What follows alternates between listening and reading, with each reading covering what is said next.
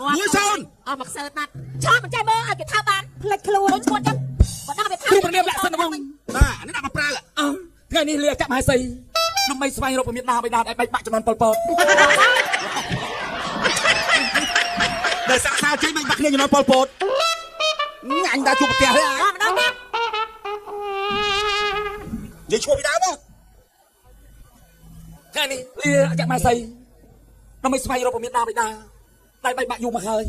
អាណាទៅមហាសីអូន ក្រាបទូលព្រះអង្គ មហាសីអូនក ូននេះឆ្វាមកផ្លែប្តីពីរ ឃើញលេងរឿងតែគាត់សាច់រឿងហ្នឹងណា ទៅ ស្អប់ទៅជួយបាយថាប្តីពីរតួម៉ែចាញ់ម្ដងចានេះតួម៉ែជួយខ្ញុំអាចលេងចូលសាប់មើលទៅអីមិនជួយចាស់លេងចូលទេចាស់ឆាប់ចូលនេះ លេងទៅអី ជួយម៉ានេះក៏យកឲ្យឆោតឆ្ងាយមកបាយមកពុះវិញទៅមក ព្រះអង្គម្ចាស់ព្រះអង្គម្ចាស់បាយពីខ្ញុំម្ចាស់យកទៅតើព្រះអង្គម្ចាស់មានប្រកាយធម្មតាទេឬធម្មតាទេអូនចំណាយព្រៀងបងវិញកូនសុខសប្បាយដែរបន្ទុំកសោអូន ចាំមិនទៅព្រះអង្គ បន្ទុំកសោនេះមានកតោនេះខ្ញុំមានកតោ សាច់រឿងតា ពីក្នុងរឿងមកគេមើលអីមិនចឹងសាំងសាចេញមិនចឹង តើព្រះអង្គមានព្រះនាមអីដែរទៅព្រះអង្គ លាក់សិនបងណាអូន ព្រះលក្ខណៈបងអកុយជួយអកុយអូយដល់ជួយចាដល់ជួយជួយចាំបងជួយអកុយអូ គាត់មើលណាអើយ ជួយអកុយ ទៅឆ្វាក់កុយស្អីទៅឈ្មោះនេះអីមិនចឹង សាច់រឿងគេ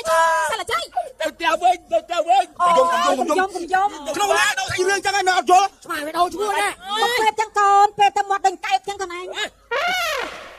តែលេងកូនណាលេង មហាសីអូន ក្រាបទូលព្រះអ បង ង្គ លាអូនសិនហើយណា ព្រះអង្គកុំទៅណាចាស់ខ្ញុំម្ចាស់ឯណាព្រះអង្គ ទៅហើយ តែខ្ញុំម្ចាស់មិនឲ្យព្រះអង្គទៅទេ